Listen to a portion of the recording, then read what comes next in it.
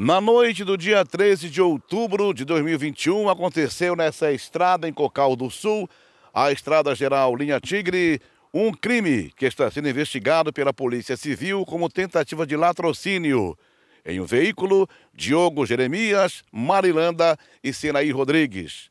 Senair Rodrigues, conhecidíssimo na cidade de Criciúma, trabalhando como vendedor de joias e ouro, ele foi esfaqueado várias vezes. O trabalho de investigação está a cargo do delegado Márcio Campos Neves. Senair estaria com o seu apetrecho de trabalho, seu mostruário de joias, teria acontecido essa tentativa de latrocínio, enfim. Essa é a primeira hipótese, essa é a linha de investigação da Polícia Civil. No Linha Verdade de ontem, a repórter Rúbia Ramos conversou com exclusividade com o réu confesso desse crime. Ele diz estar morando em outro país, em Londres, e deu a sua versão para o crime. Vamos relembrar um pouco da reportagem.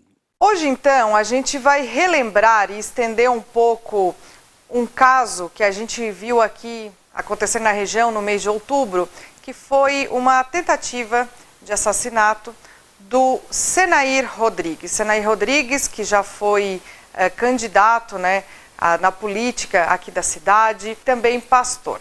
A gente acompanhou de perto o caso, mas está havendo aí reviravoltas.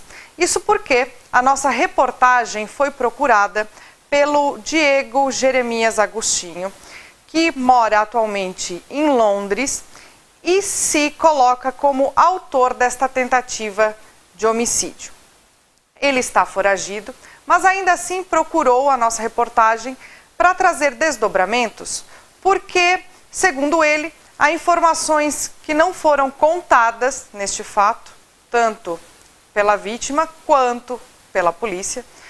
Eu e Senair Rodrigues, a gente se conhece há mais de 15 anos. A gente se conheceu através de marketing multinível. Na ocasião era Multiclick Brasil, o nome da companhia. E a gente viajou juntos, a gente foi para o Rio Grande do Sul, Itajaí. Viajamos o Brasil aí para levar uma pirâmide que não foi bem sucedida. Mas, enfim, a gente depois continuou mantendo uma relação de amizade. A gente era tão próximo quanto uma família. Ele frequentava a minha casa, eu frequentava a casa dele. Eu fui cabo eleitoral da penúltima candidatura dele a vereador de Criciúma. A gente trabalhou juntos, isso está no meu Facebook, enfim. A gente tem uma relação de mais de 15 anos. Certo. E você morava fora do país. Em outubro de 2021, do ano passado, você estava de passagem pelo Brasil. Na ocasião, com uma namorada, a Marilanda, que atualmente está presa em razão do crime que aconteceu em outubro do ano passado, que foi a tentativa de homicídio por meio de perfurações com faca. Exatamente. No Senair. Exatamente. Então hoje você está aqui para contar o que aconteceu neste dia e qual foi a motivação do crime. Então conta pra gente o que foi que aconteceu. Será um prazer contar isso, infelizmente. Eu fui convidado a estar com o Senair Rodrigues na residência dele para um churrasco, onde estavam presentes eu, meu filho mais velho, João Lucas Jeremias, a Maria Beatriz, o Antônio Manuel, de 7 anos, e a Marilanda, essa menina que está presa agora no momento, atualmente. Nessa ocasião, a gente conversou muito, e eu como comprei uma casa, entendeu? Então, ele parou na frente do motel e falou que aquele motel seria muito bom. Eu falei para ele assim: Sena, tem como tu ir um pouquinho? Eu chamo ele de Sena. Sena, tem como tu ir um pouquinho mais para frente que eu preciso urinar? Ele foi com o carro um pouco para frente. O local era totalmente escuro. Quando eu retornei para dentro do carro, a Marilanda já estava em briga física com o Senair Rodrigues, especificando bem física. Eles estavam em luta, e nesse momento ele mordia o braço dela e ela berrava e Maria Beatriz chorava. E o que aconteceu? O que aconteceu para essa briga começar? Eu fui saber isso logo após. Ela berrando entre a luta com ele, me contou o que aconteceu, mas João Lucas chegou na hora com outro carro. Aí, nesse momento, ele teria passado a mão na menina. Ele se virou para o banco de trás e referiu-se assim: tá muito parecida com a tua mãe. e, tipo, passou a mão nos seios da menina, entendeu? Ela tem 10 anos de idade. E aí foi onde eu entrei, aí ela abriu a porta do carro, o carro é 4 portas, ela saiu, o irmão dela pegou ela, a Mari me falou isso, o Senai teria comprado uma faca pra gente ir fazer um churrasco posteriormente, que ele falou que teria deixado na casa de não sei quem. Ele é metido a gaúcho e ele comprou a faca. Eu, Diego Jeremias, assumo a autoria, eu peguei a faca com a mão e desferi facadas no abdômen dele. Marilanda Isidoro abriu a porta de trás, abriu a porta lateral, foi onde ele saiu do carro. Tudo que ele falou desde o início foi mentira. Ele dizendo que não conhecia as pessoas, ele me conhece há mais de 15 anos. Ele não falou quem eu era, sabendo quem eu era, porque ele sabia que eu ia aparecer uma hora ou outra, ia dizer que ele passou a mão na minha filha. Então ele mentiu desde o início. E a Marilanda abriu, voltando lá na cena do crime, a Marilanda abriu a porta lateral do carro, ele saiu para fora porque ela abriu a porta do carro. Daqui do local do crime, nós vamos agora até a Delegacia de Polícia Civil de Uruçanga para conversar com o delegado Márcio Campos Neves. A Marilanda, ela está presa. Ela se entregou, estava na cidade de Tubarão. Claro que o delegado ouviu o depoimento da Marilanda. Será que existe alguma controvérsia? Será que existe alguma coisa que não está fechando nessa história? O que teria a Marilanda falado para o delegado? Agora, o Diogo Jeremias fala outra coisa. Vamos conversar com o delegado para saber o que ele pensa a partir de agora na sua linha de investigação. Vamos, portanto, até a Delegacia de Polícia Civil de Uruçanga. Doutor Márcio Campos Neves, em suma, como estão as investigações desse caso?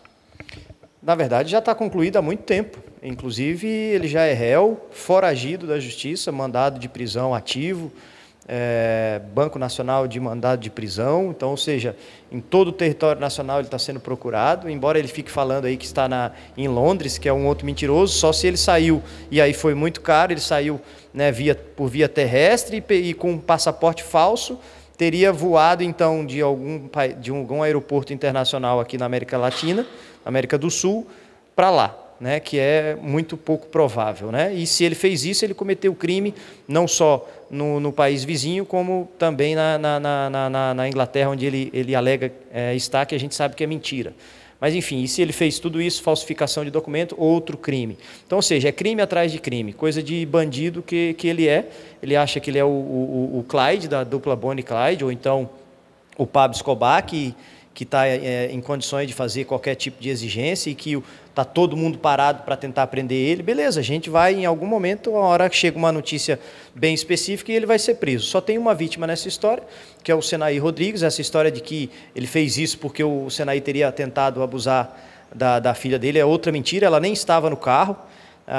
Todas as informações foram checadas a partir dessa versão, quando eu fiquei sabendo por meio de uma mensagem que ele mandou para a mãe. A gente checou, não tem nada da menina dentro do carro. E outra, na hora de fugir, por que ela foi, então, né, colocada num carro e eles ficaram a madrugada inteira lá no local até, então, conseguir fugir só na manhã do dia seguinte? Então, ou seja, tem uma série de mentiras aí. E outra, ele ainda fez uma acusação falsa num rapaz que tentou matar ele um tempo atrás, para poder colocar o cara como estuprador e ficar ruim, não só no presídio, mas também no meio da rua, né, por meio da criminalidade e até mesmo pela sociedade. E ele está tentando fazer a mesma coisa com o Senaí.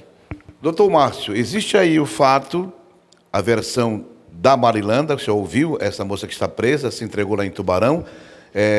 O que ela diz que conflita ou que concorda com o que ele está falando?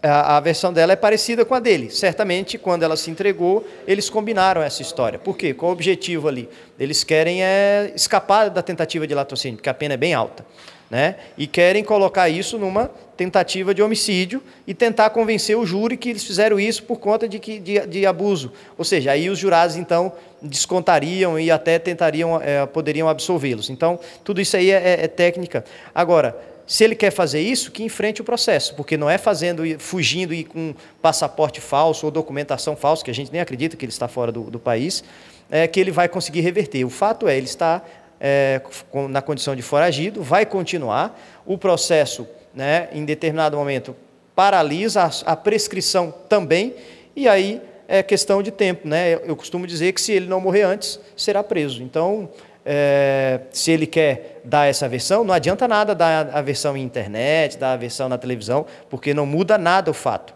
Muda o fato é se ele enfrentar o processo e outra. Por que então que ele não procura um advogado, se habilita no processo e começa a tentar fazer a sua defesa?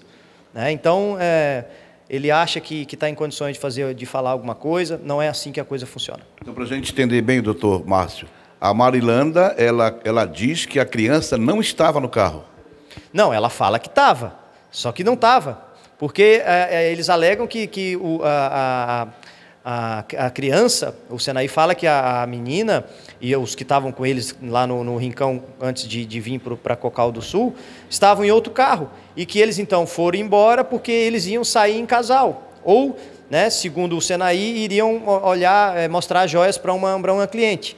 Então só tinha as 3 pessoas dentro do carro, beleza. E se a menina estivesse dentro do carro, quando aconteceu aquele fato, por que então veio alguém, buscou a menina e eles não foram juntos? Ficaram os 2 no meio do mato.